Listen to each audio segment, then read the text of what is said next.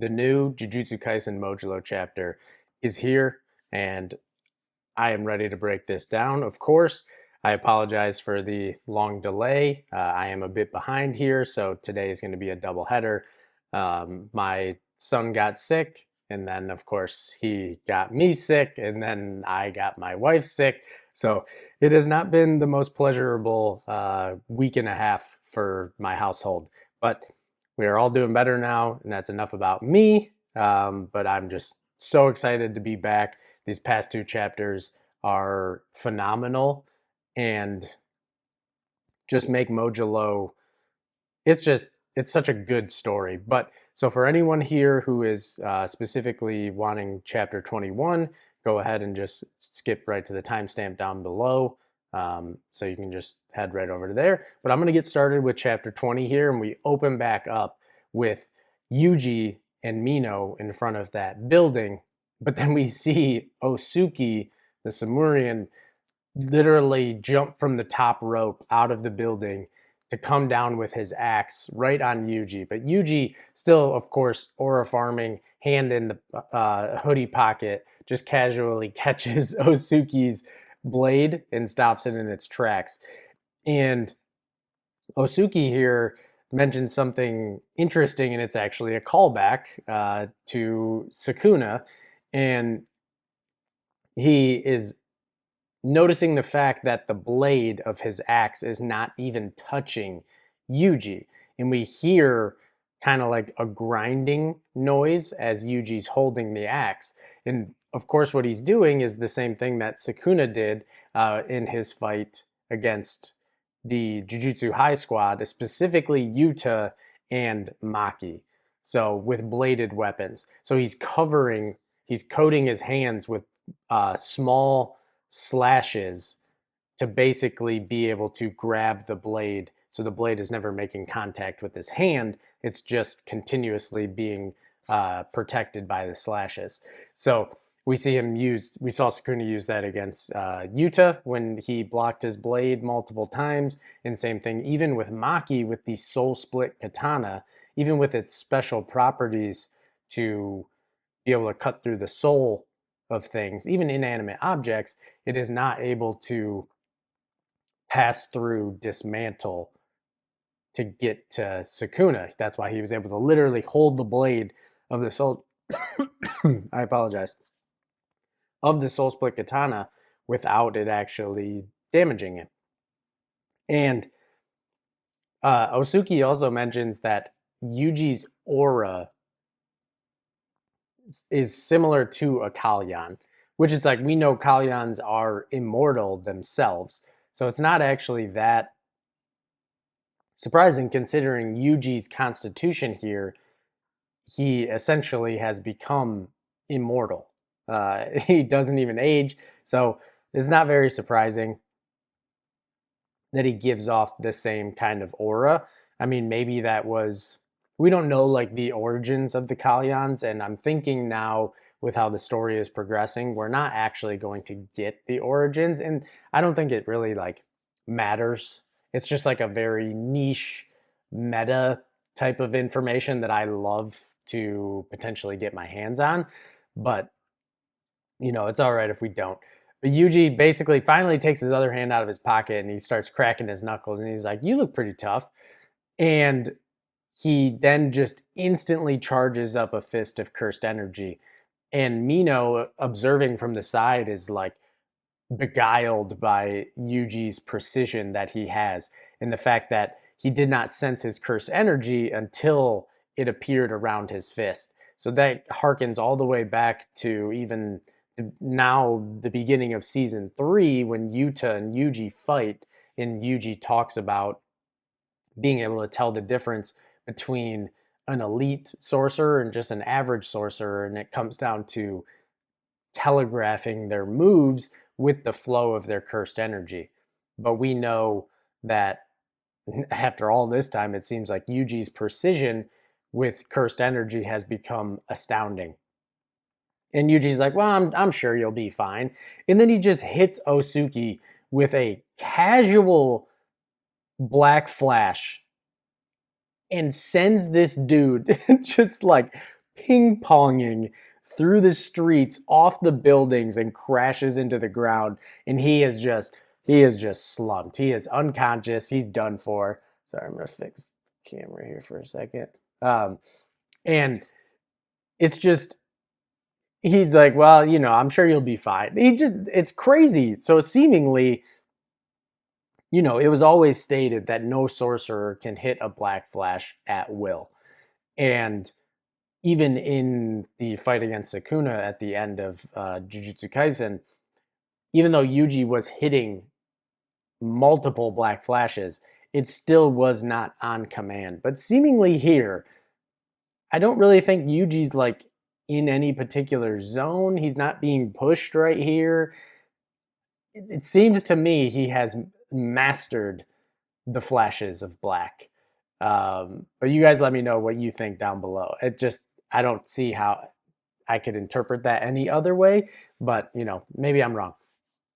And then Yuji, without even looking at Mino, just kind of like shoots a little blood shot out of his hand and like kind of scrapes Mino's cheek. And we see Mino immediately just start vomiting. And we see Yuji's like, yeah, there's a bunch of sorcerers that are out cold in that building, but don't worry about it. Like, they're basically going to be coming down with what feels like a really bad case of the flu. And tell them they'll be fine with just a couple days of rest. And, oh yeah, tell the aliens too, because they're both in that building. So this also confirms that now, because of Yuji's unique constitution, like after ingesting all the Curse Moon death paintings, that Yuji's blood is similar to Choso's in the fact that it is like poison to humans.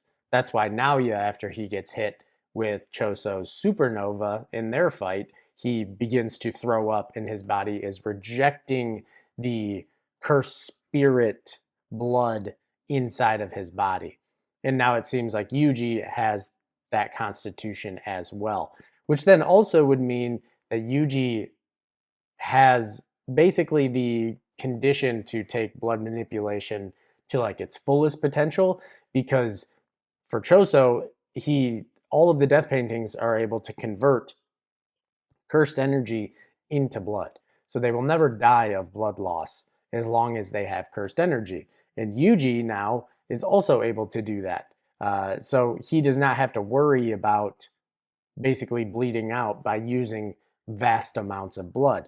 And presumably his cursed energy reserves are even beyond Choso's, and clearly his mastery of convergence, piercing blood, all of that has gone beyond as well. So he is the pinnacle of what blood manipulation can be, between his actual constitution and what he can do with the technique now.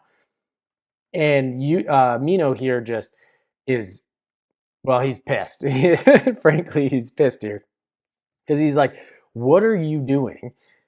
And Yuji's like, well, it'd just be kind of bad if he's thinking that he's referring to what he just did by knocking out all of the humans as well. And Yuji's like, well, I can't just knock out. It would look bad if I just knocked out the aliens, right? So it's just like equal opportunity.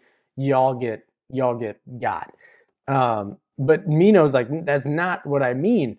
Like, why are you showing up now? Because you weren't here, Yuka had to fight.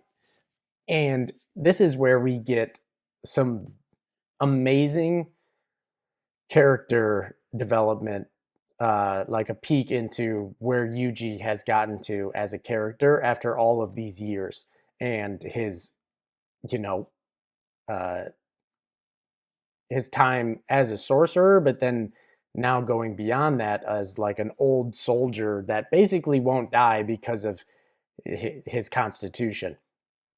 And he repeats and says, it doesn't matter. And this is, funny enough, this is the same thing that he said to Yuka and Tsurugi's dad when the maid overheard their conversation. He said the same thing, it doesn't matter. And Mino's like, what doesn't? And Yuji says, I mean, who cares about Yuji Itadori anymore? And it's incredible because while some people may interpret this as Yuji like being apathetic, not caring, just letting people die, suffer, and just kind of going hands off and yeah, whatever. That's not what he's doing. He does care. He does care. That's why he is saying here the same words that Gojo had said to him prior to the battle against Sukuna. You know, because Gojo was like, the world doesn't need more Gojo Satoru. And that was coming from a place of wanting the next. He knew that having the fate of the world and everything rest on one person, which it had for Gojo his entire life. It all got built up, especially after his awakening. It was just, oh, Gojo will deal with that. Gojo will deal with that. Yep, Gojo's got that. Yep, Gojo's the deterrent. Gojo's this. Gojo's that. He's the weapon. Like, everything was about Gojo. And then we saw, once we took Gojo away, how everything crumbled. And the only reason that they got through that situation was because Gojo had the wherewithal and the future thought and his dream and his vision to raise up strong and powerful and intelligent allies, the next generation of sorcerers, so that if and when he is gone, there can actually be something to stand there to be able to hold together uh, Jujutsu Society. And it and he was right, but he had a very, you know, kind of hands-off extreme approach, but he had to, it wasn't about him anymore. He didn't want it to be. He realized that flaw with that type of system. And if Yuji is seeing that same thing here, if Yuji is always the one showing up and just taking care of problems for them, they will completely become reliant, which they seemingly already somewhat have, because we know that this era of Jujutsu sorcerers are way weaker than they have been in the past. And it's seemingly because all of the major threats have been taken away, and Yuji has probably been doing work in the shadows. But then now he has pulled back because he realizes holding, it's like with a child. If you always shelter them and take care of everything for them, they will never learn to be self sufficient and they will never grow into the proper person that they should. And it's the same thing here. Yuji is saying, like, one, he shouldn't even be here in this capacity. Like, he should be an old man or dead at this point, but he's not. So he really shouldn't even be here. But I just think it's beautiful because he is wanting, he's giving the opportunity to this era of Jujutsu sorcerers to overcome the challenge and the hurdle that was put in front of them. Whether it's fair or not, it's not. That's not the question, because it never has been for Jujutsu sorcerers. So I love this from Yuji here personally, and it reflects and mirrors Gojo so well that I I honestly I really do love it. But I would love to hear down below kind of what your thoughts are on Yuji's development here. But he continues on to say that, and this is where I say he's not even like apathetic and doesn't care. He's giving them their opportunity because he even says, don't worry, I'll take care of the curse spirits that leak out of Tokyo. So that was one major issue that they were worried about. So, okay, we don't have to worry about casualties from curse spirits, you know, going rampant. And if he says, and if Okotsu's grandkid loses, I'll clean up that mess too. So he's saying, like, I will step in after to clean it up, but I'm not going to do it for them. And he says all he can do right now is make sure that nobody interferes with those two, or those four, I guess. Obviously, Dabra Maharaga and Tsurugi and Maru. And Mino's just like, I won't forgive you and I'll never forget you. And Yuji's like, he laughs and he's like, well, then it won't be so lonely. And he then thinks to himself, this is for the best, isn't it, Sensei? So again, he is speaking to Gojo here because it's the same conclusion that Gojo had arrived to as well, being the pinnacle and the strongest. And Yuji now is also in that same position. So love that stuff. Gege's writing for Yuji, I think, is phenomenal here.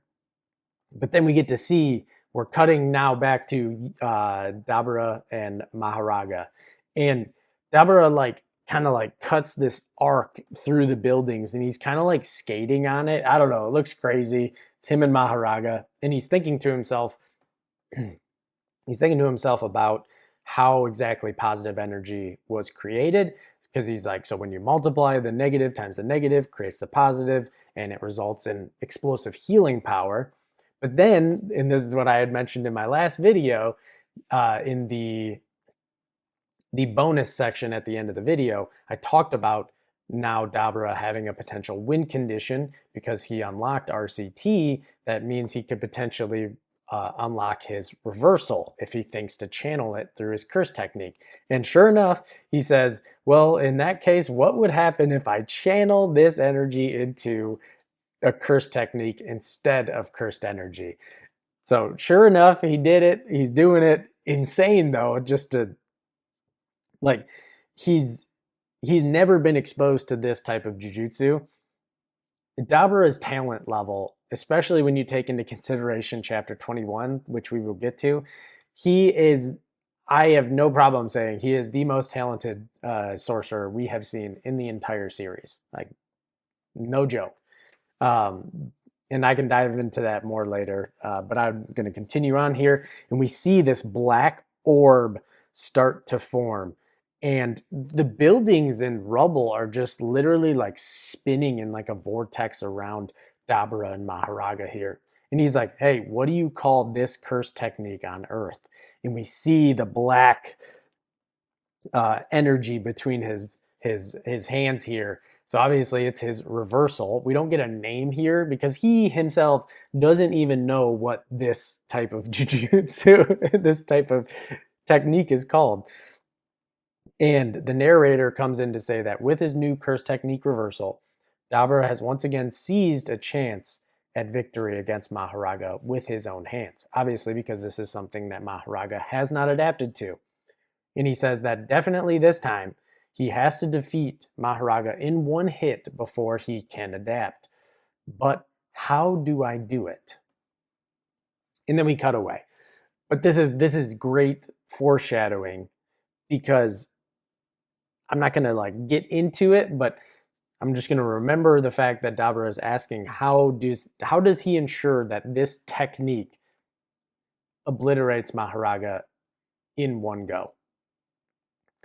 But then we cut back to Tsurugi and Maru. They're just straight throwing hands. Maru we got vines, branches coming out, water shooting everywhere.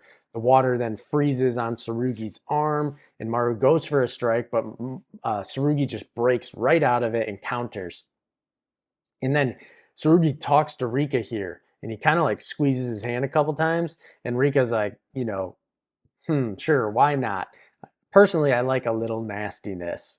And he puts his hand on the ground, and then he pulls out the soul split katana. So obviously, Maki had given it to Yuta, who had then like stored it inside of Rika, and then now it's being summoned by him.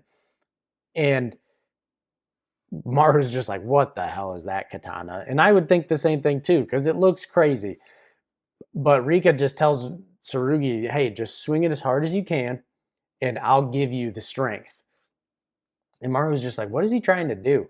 But then Maru senses something, and he quickly turns away. And we see the skyline of Tokyo, and it is just covered in cursed spirits. Like, I mean, just a massive horde of them obviously are piling out of Tokyo, because of the fight with Dabra, and they're scared. And Maru's like, no, stay away. Obviously, he wants them to like not be anywhere near their battles. And then we see Yuji on the top of a building, kind of like in the distance a little bit, but he's like, geez, like they did a pretty crappy job of guiding them, because we know that they had manipulated the barriers to try to funnel them towards the sea instead of towards potential areas that are populated. And Yuji's like, well, I guess they underestimated, like, one, how many cursed spirits there was, because they never got to continue with the like purge that they typically do to control the numbers. So there's more than they anticipated. And he's just like, well, I can't blame him because it's never happened, which is a very fair point.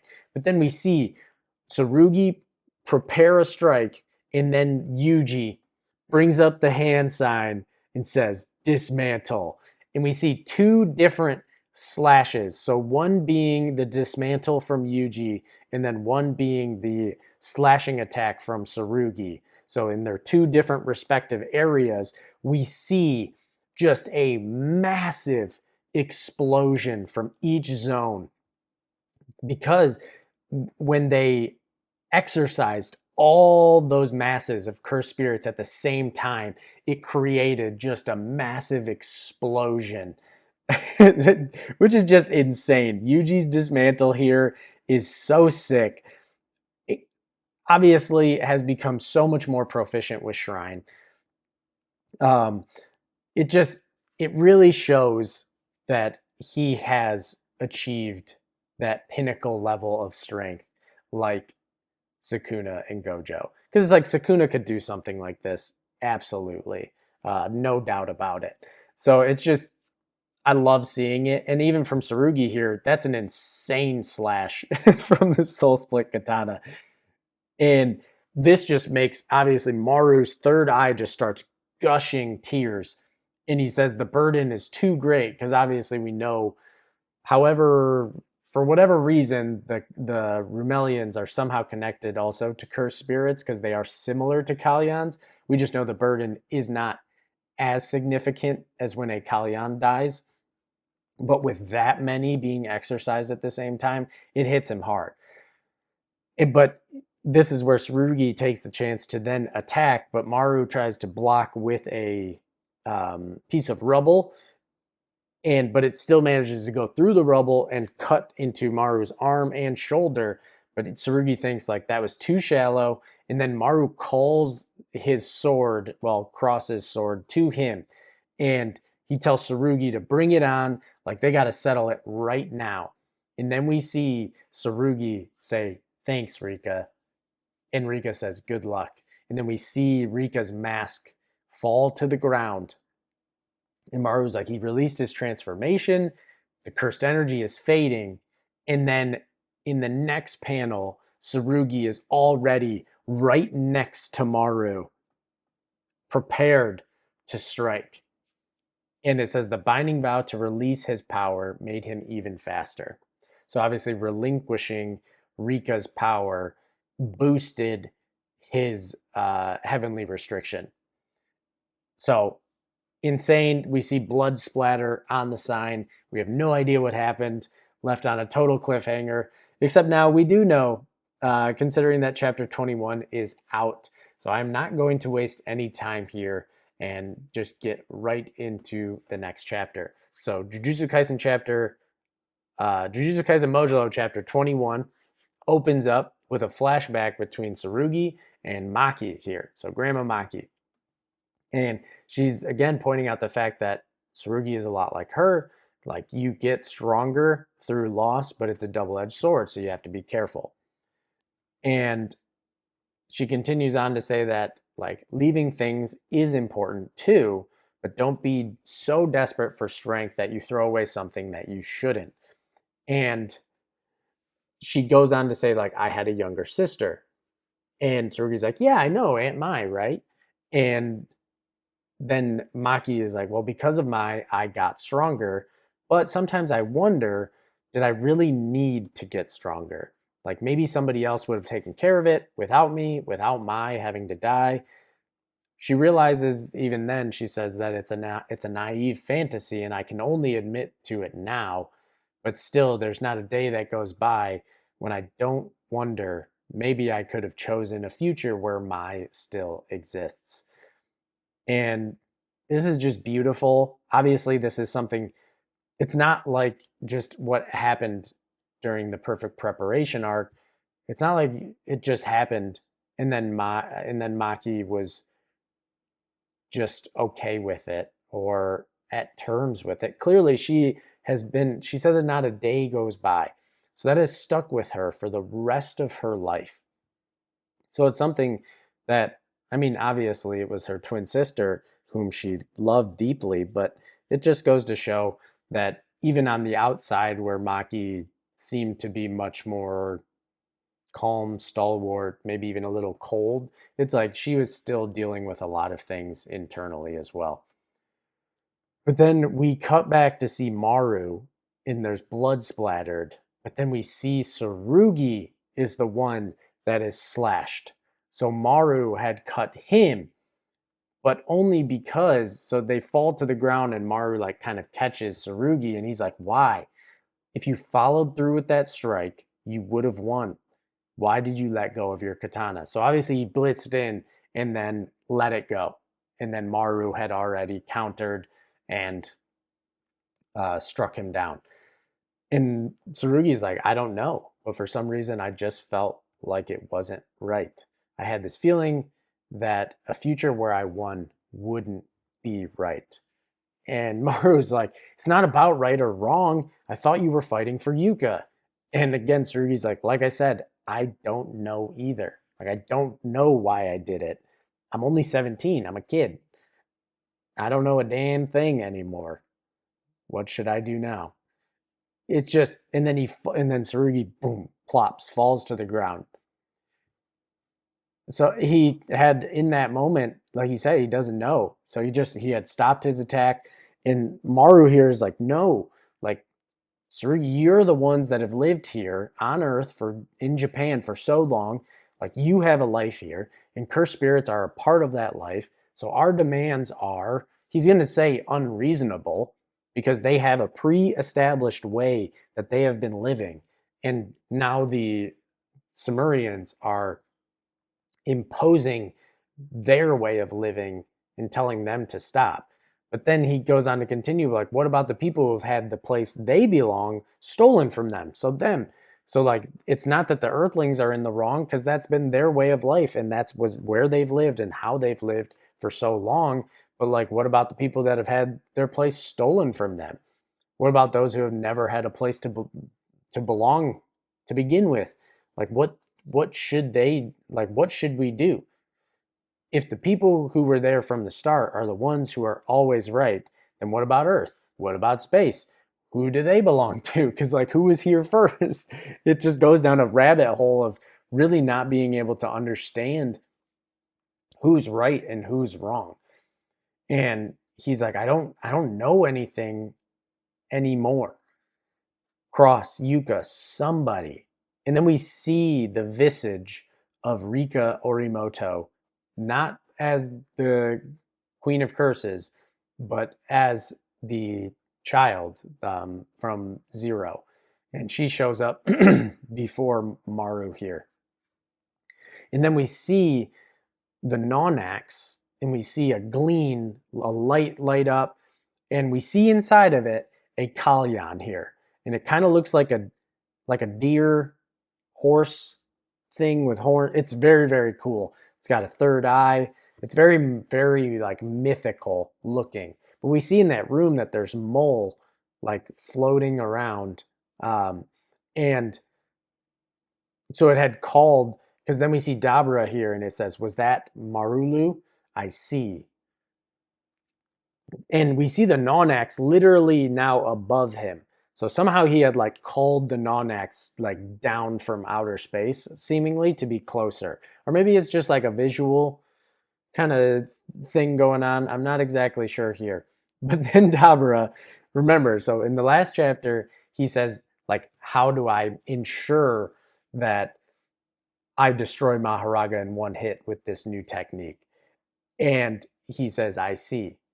So I should make a barrier like that. Does this technique already exist on Earth? Well, does it? So he's speaking to Maharaga here. And I'm curious because it seems to me that if the non-X kind of got like brought down, because he says, I see, so I should make a barrier like that. And we know that there's barrier techniques around the non-X that help make it like invisible to the naked eye.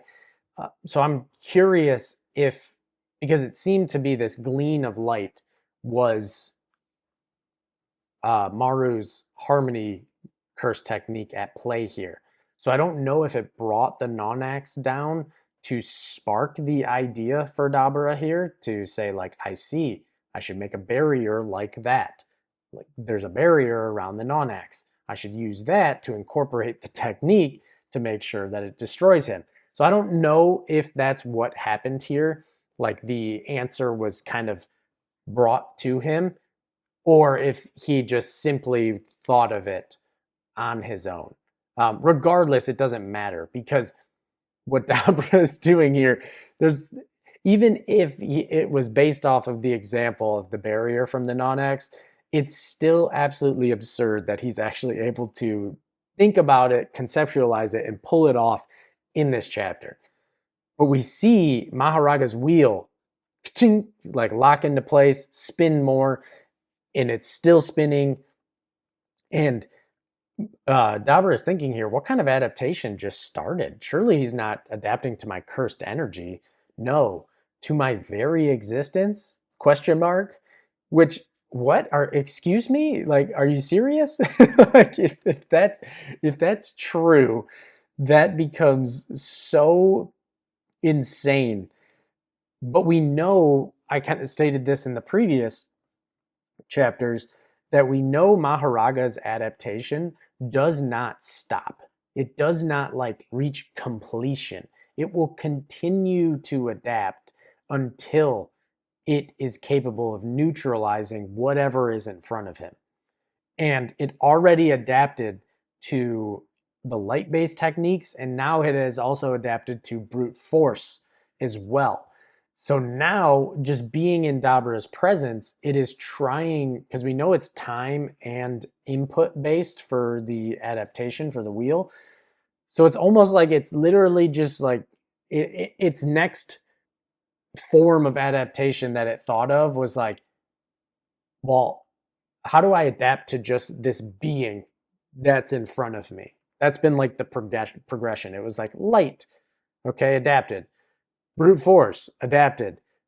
Let's just adapt to the dude right in front of us. So anything he does becomes null and void, which is ridiculous. That is crazy. But we know he hasn't adapted to the reversal. So seemingly here, this is when Dabura, then he brings up his hands into kind of like this symbol here. This is his hand sign.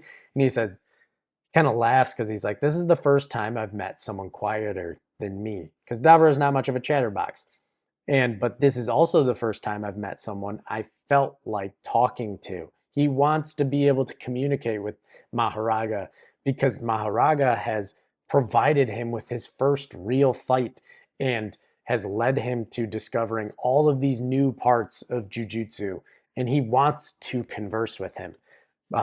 Maybe Maharaga should adapt to be able to talk. That would be awesome.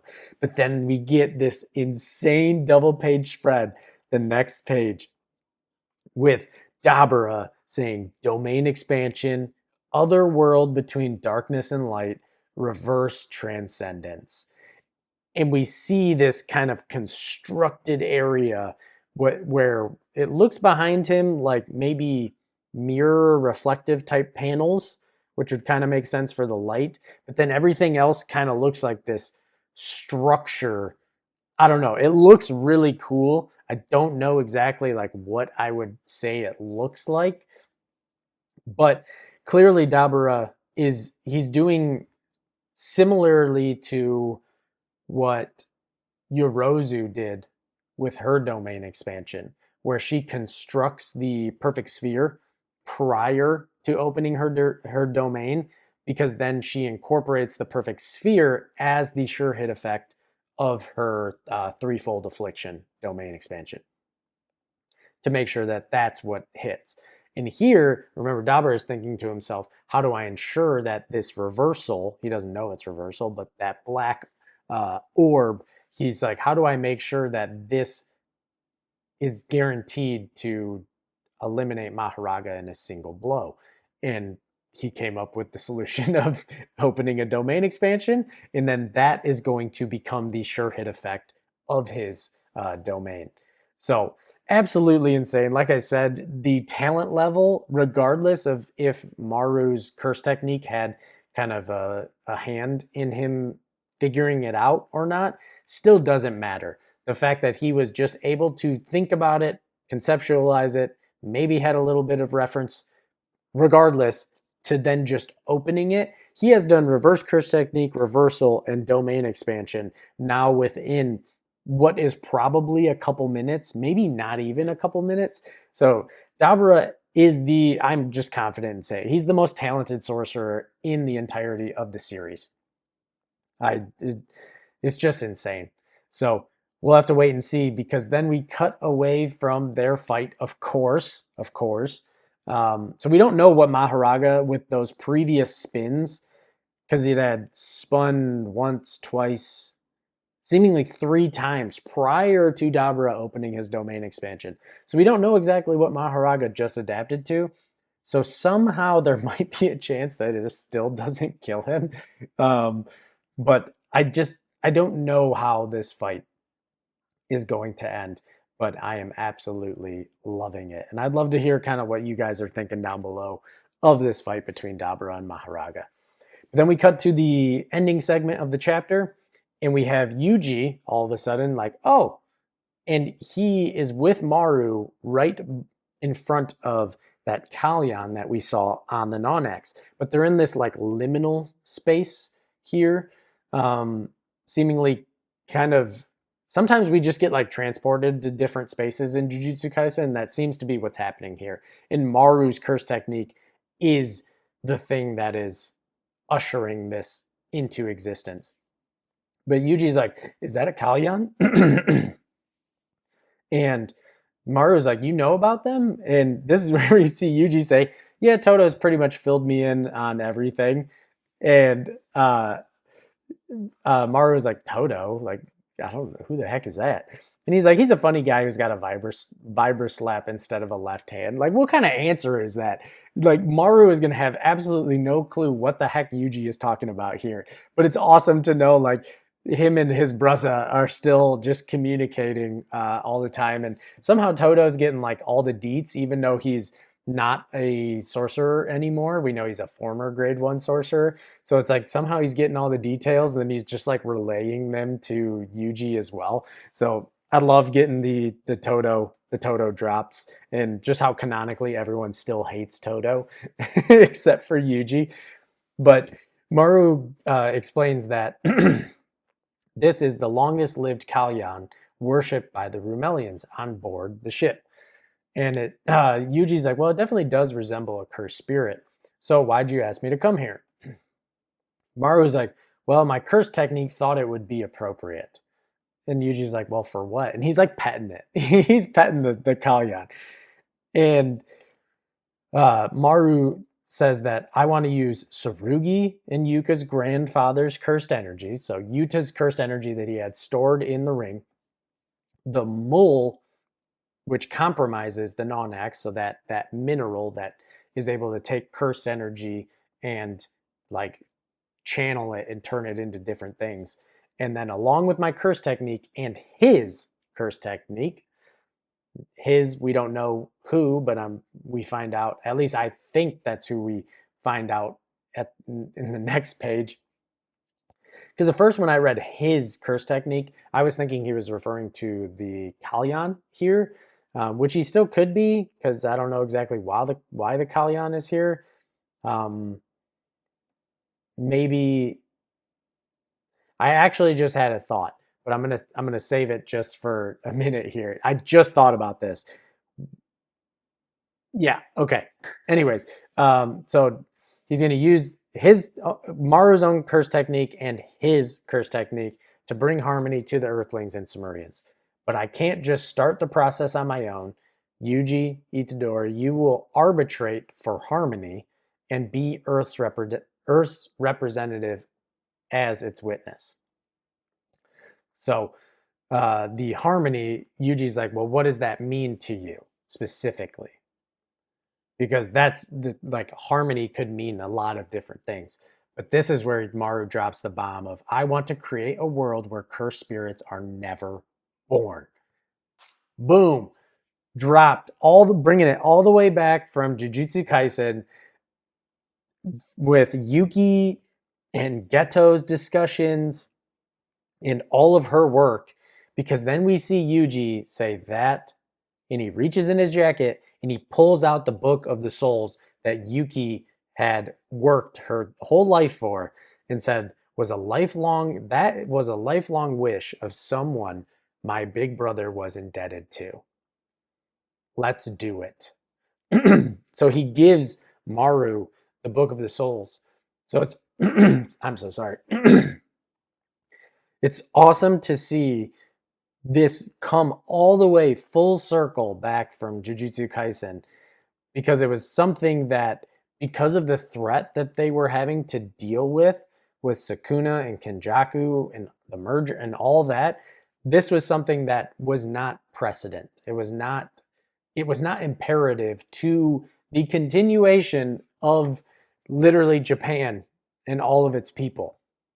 So, and afterwards, they still didn't have the solution to how exactly they would be able to create a world where cursed spirits weren't born. But now we have a solution.